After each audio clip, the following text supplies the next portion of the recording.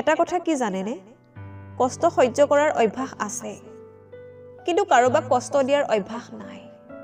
জীৱনত যদি সুখী হ'বলৈ বিচাৰিছে, তেনেহ'লে হেৰুৱাই দিয়াখিনিক হিচাপ কৰিবলৈ এৰি দিয়ক।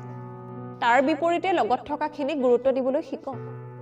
সত্যৰ আৰম্ভণি কষ্টকৰ যদিও ইয়াৰ ফলাফল শান্তিসুলভ। আনহাতে অসত্যৰ আৰম্ভণি সহজ আৰু সুখদায়ক যদিও ইয়াৰ ফলাফল ভয়ংকৰ আৰু দুখদায়ক।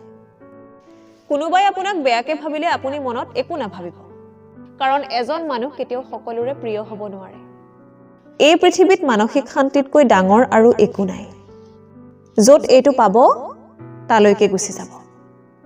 পিছলৈ ঘূৰি চোৱাৰ দৰকাৰ নাই, পিছত একো নাই। মানুহৰ মনটো বহুত অদ্ভুত। কোনোবাই কান্দে অলপমান সুখৰ আশা, আৰু কোনোবাই অজস্ৰ সুখ পায়ো হেৰুৱাই পেলায় নিজৰ অৱহেলাত।